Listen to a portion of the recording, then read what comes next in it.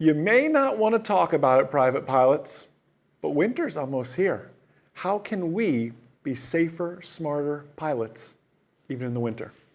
Hey everyone, Jason Schappert here of M0A.com, and you are listening to the Private Pilot Podcast, brought to you by our #1 rated online ground school. Just visit M0A.com, or if you want to take a 2-week free, no strings attached trial of the course, M0A, M-Z-E-R-O-A, M0A trial.com to check that out, learn a little bit more, see how we have injected the science of learning and just amazingness, is that a right way to call it? Amazing things into our private instrument, commercial, and FOI courses and our entire proprietary, just to us, learning management system. I geek out on the few things I like. I love flying, I love business, I love the science of learning. M0A allows me to do all three of those things. This is my sport. People go, do you play sports? This is my sport. One day I'll play sports maybe, but business and flying and learning, that is my sport. I promise I have other hobbies on occasion sometimes. Hey, we're talking today about winter flying. I know it is October. Well, if you're listening to this as a recording, it's October of 2021 as this is coming out. Happy October to everybody. And some of you, not us here in Florida, we haven't thought about winter just yet. We don't start thinking about winter until around Thanksgiving time. So we have a little bit. But some of you right now are starting to think about, you're starting to see some hints of winter perhaps. I was talking to some of our team members who live up north, and they're starting to winterize their boats and close up their pools, and everything is happening here. So winter is coming, my friends, and are we prepared for it as aviators? That's where I want us to focus here today, is what does it mean to be a winter aviator? Now, before you say, wait a second, Jason, you live in Florida. What do you know about winter flying? Well, despite living in Florida, and I do love living in Florida, you may not know this, I spent a short portion of my career at Bridgewater State College. I believe it's now Bridgewater University, if there's any Bridgewater alumni out there. I think it's Bridgewater University now. And I was up there during one of the worst winters they ever had.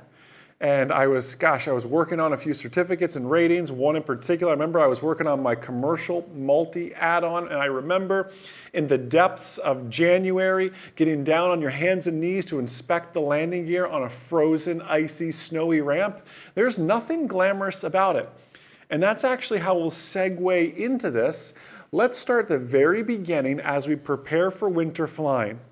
And yes, we're checking weather, and we'll get to weather in a second. But I want to talk first and foremost about the actual pre-flight. You see, the pre-flight you do in the summer is much faster than the pre-flight you're going to end up doing in the wintertime. What do I mean by that? And I can take this a step further. It's similar to your pre-flight at night as well, I want to add. I like to slow down at night and when it's cold. That's not saying I rush in the summertime. I'm just saying I purposefully slow down at night and when it's cold. Especially when it's cold, because I found myself, and I was a student at Bridgewater State College, and I was flying there out of New Bedford Airport, little Cessna 152s and the Piper Seminole for my multi, and I just remember it being so cold and just wanting to rush to the pre-flight so I could just run back inside, warm up, and then come right back out to go ahead, hop in the airplane, and please let the cabin heat be good in this airplane, because if you've flown old airplanes, cabin heat can be hit or miss sometimes. And you always dressed warm just in case you got one of those airplanes that the cabin heat didn't work as well as you would have liked it to. And in fact, even on the pre-flight, we had a thing called the Red Dragon. Can't make this up. Some of you, if you're in Florida, you're laughing right now, or you think I'm crazy. Some of you are laughing because you know exactly what I'm talking about. You may call it something different. I want to say Red Dragon was the actual brand name, though. It was an engine preheater. Some of you have a Tanis heater that you plug in, and that's super fancy and great, but these old 152s, we had no Tanis heaters. There was no outlet to plug anything in to heat up the engine block. We had a thing called the Red Dragon, and it was this big, gas tank, similar to how you like your natural gas tanks for like a propane grill. And you would roll that out on a little wagon, and you'd have to get this thing to fire up. And if you've ever struggled to fire up like an old gas grill, this is really no different. You're out there and you're starting it and you're trying to light it, and you're playing with gas and you're near airplanes and you're just trying to get this thing to light. And it has this big tube. It looks almost like scat tubing in a way for the engine. And you go ahead and you put that through the cowling and you heat that up, and then you run back inside and you do your weight and balance and check the ATIS and everything else. But that's how our flight started in Massachusetts. You would arrive at the airport. If your plane was there, you'd put it on the Red Dragon, especially if you're the first flight of the day. Normally, if you're the second or third flight, you don't need to as much, depending on how cold it was. But I'm an early riser, so I'd be the first one there so often. It's 7 in the morning. It's frigid. No one can prepare you from living in Florida your entire life to then living in Massachusetts. You can't possibly purchase enough clothing to keep yourself warm. You run out there, you fire up the Red Dragon, you run back into the FBO, you chat with your instructor, do your pre-flight briefing, do the weight and balance, check the ATIS, you do everything. You go out, Red Dragon's still going, you pre-flight the airplane, and it's so easy to want to pre-flight quickly. Because all I want to do is hop in and pull that cabin heat, start that engine up. That's all I wanted to do. And I found my instructor, very, very wise, slowing me down and saying, Jason, this is when people make mistakes, when they're rushing, when they just want to get into the airplane, when they're cold, when they really don't want to take their gloves off to check that connecting rod on the ailerons. Because it's just so cold, and to touch cold metal, I really don't, right? Can you see the problems here? You have to slow down. You have to do the pre-flight as you're supposed to do it. And then if you seriously need to warm up, right, we have to go back to Maslow's hierarchy of needs. And at the very bottom, our base needs are what, right? I need warmth. I need to feel good.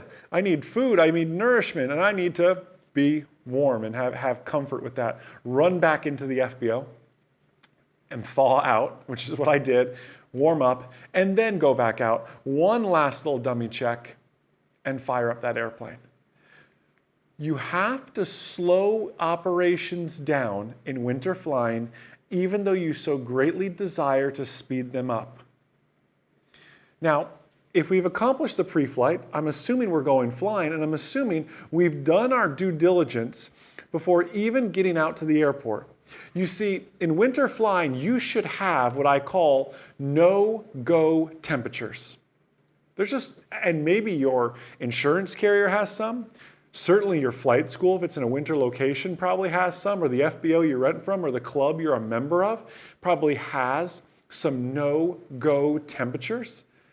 That, hey, when it's below this, or when it's below, we just don't go flying. It's too hard on the airplane, it's too dangerous, the freezing level's too close, everything else, we just don't go. And speaking of freezing levels, do you know where the freezing levels are? And do you know how to check for that? Do you know where to even check for freezing levels? It's interesting. We sent our book off, Aviation Mastery, the book, aviationmastery.com. If you haven't grabbed your copy already, just sent it off to publishing after a few delays. Some on my part, others the publisher is severely, severely delayed on backlogs and everything else right now. But that should be coming out here soon. So very excited about that. But I was talking about in the book, and I don't want to spoil it too much, about this idea of known icing, which is a definition you hear.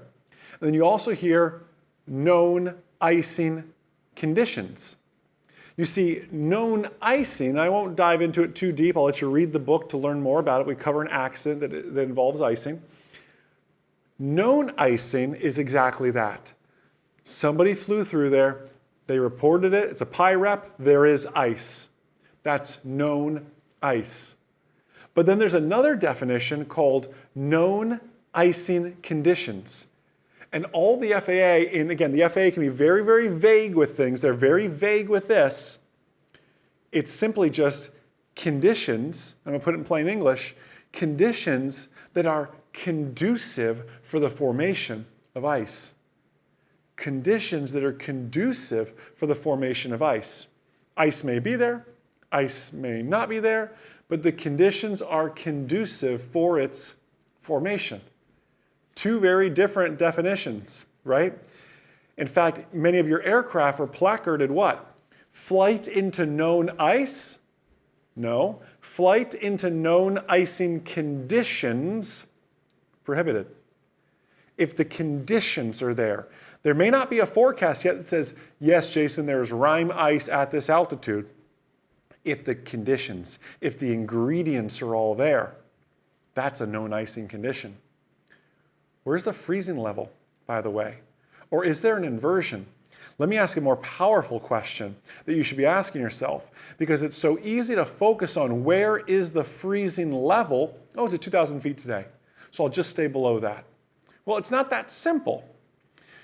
Number one, there could be inversions out there causing issues. Number two, in order for ice to form, there needs to be visible moisture. You can certainly fly above a freezing level if there's not visible moisture. If it is a clear, unlimited, beautiful day, not a cloud in the sky, you can certainly fly above freezing level. In fact, I would be willing to bet, depending on where you are in your private pilot training, you probably have. Thinking of the standard adiabatic lapse rate, when 2 degrees Celsius per 1,000 feet is our standard adiabatic lapse rate for how the temperature changes, assume there's no inversions, you could climb up to 8,000, 9,000 feet, and you may be at freezing or pretty close to freezing, but you weren't in any clouds. But it was freezing outside. You're not going to pick up ice just because you're below the freezing level. Nor are you going to pick up ice. How can I say this? I just shared that you may be flying beyond the freezing level and not pick up ice because there's not visible moisture. I'm trying to also say in an articulate manner, the opposite of that is also true, that you could be flying in warmer than the freezing level, invisible moisture, and pick up ice. The freezing level is not always a, hey, Jason, 4,000 feet and above, man, that's where the ice is at, because that's where the freezing level is at. No, you could have super cooled water droplets falling through the freezing level and then impacting your aircraft, and you may be in 38 degrees Fahrenheit. You could be in warmer air and pick up ice if the conditions exist. In fact, can someone put it in the comments? The numbers escape me, and this just came to me. I didn't have time to research it. There's actual data on carb ice, and carb ice is a little bit different because it creates a venturi through the carburetor, creates some low pressure, and does drop the temperature. But there is scientific data that suggests that carb ice can even be encountered up to as warm as, please correct me in the comments, I read every comment, I want to say it's like 72 degrees Fahrenheit. I'm almost positive it's in the 70s. In fact, I even think it's a private pilot written test question. Maybe it's an instrument pilot question. I have to look through our database and do a search, and I don't have anything in front of me now other than my notes. And that wasn't on my notes, it just kind of came to me. Carb ice, different animal. And gosh, perhaps we should spend some time there. I didn't add that to my notes.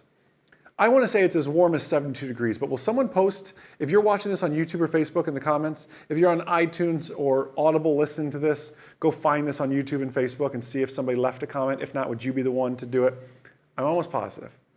I'll look it up and see here. Maybe the team, Coach and Tom, maybe you can look it up there. Tom edits the audio of this. Coach Ray edits the video of this. Maybe they can add it to their descriptions as well. Jason said this, and what he meant was this. They're just getting notes as we go along. I'm sure they're both smiling now going, that Jason always just makes stuff up as he goes along.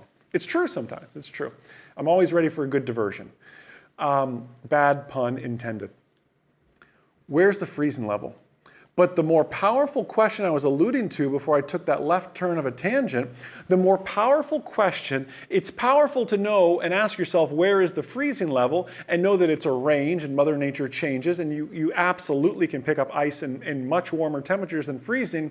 The more powerful question to ask yourself is, where is warmer air? To put it more in plain English, where is the way out? I picked up ice twice in my aviation career. both an aircraft not equipped for ice, both an aircraft that say flight in a known icing conditions prohibited. And let me tell you something, I would not have been flying there because that would have been illegal. I would not have been flying there if there were icing conditions forecast at that time. There's none of it. In fact, the icing was literally, in one case I remember particularly, you can ask Matt to confirm when we were flying up to Ohio, I want to say the icing was forecast light about 8,000 feet above us. I mean, way above us. And we were picking up a little more than light ice. I can only imagine what was really happening there at 8,000 feet above us. That's how Mother Nature works, though, sometimes. I didn't choose to pick up ice, but Matt and I knew that that was a possibility based on the geography of where we were flying, and we knew to ask ourselves the question of where is warmer air. In both our cases, it was lower, and we were thankful we had lower to go. And what you also find is sometimes you can't always find warmer air. In one case, we were able to find warmer air and just eliminate the ice. In the Ohio case, where the ice was supposed to be maybe 9,000 feet above us, we were able to descend, which stopped the slow accumulation, but it did not eliminate the ice that was on the wing. It was there. And in fact, we couldn't go much lower because much lower would have dropped us from IFR and everything else. And literally, we landed with it stayed with us the entire time. We landed with it. We got to warmish air, but not enough to melt it. But we got into a condition that at least stopped the accumulation of it. You need to know where warmer air is, if it's even accessible. What if we're at 3,000 feet? The lowest, at least in Florida, the lowest IFR altitude they're going to take you, right? It's not just Florida, it's anywhere. What if we're at 3,000 feet and we're picking up ice? And lower is not an option because, well, they're going to drop us. Well, I can declare an emergency and drop on down and try to keep radio reception.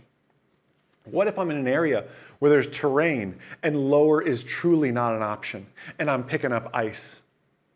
What do I do in that case? You've got to get the airplane out of icing conditions and to warmer air. Never forget this.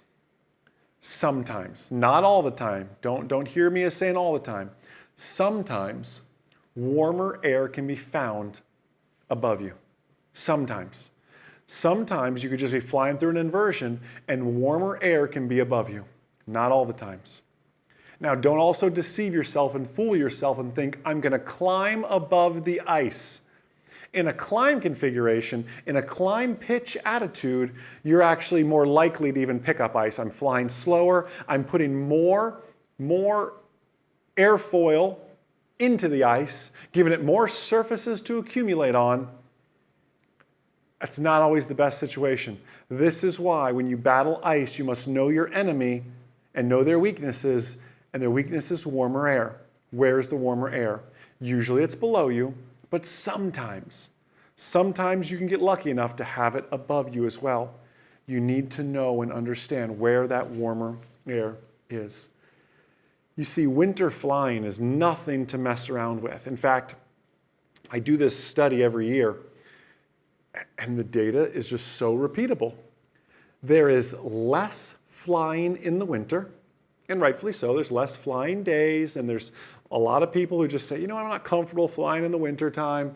There are less hours flown, general aviation, in the winter, yet there are more fatalities.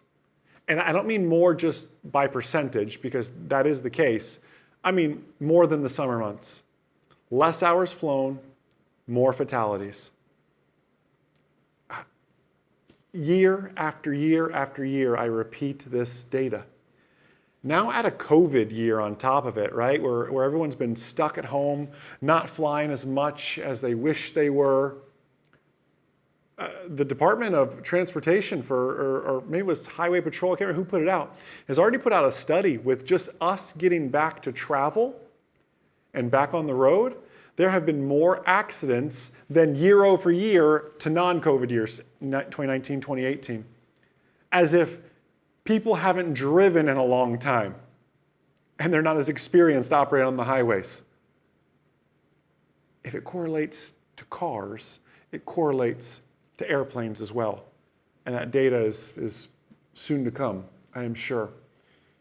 Missouri Nation, my goal is always to keep these podcasts short, sweet, and to the point. Please subscribe on iTunes, subscribe and follow on Audible, YouTube as well. We love your subscriptions there, your comments, Facebook, follow us, like us. Thank you so much. You all are such a blessing to our mission here at mzeroa.com. If there's anything at all myself or this amazing team can do here at mzeroa to serve you better, please, please, please don't hesitate to reach out. Have a blessed, amazing, outstanding rest of your day. And most importantly, remember that a good pilot is always learning. Have a great day, everybody. I'll see ya.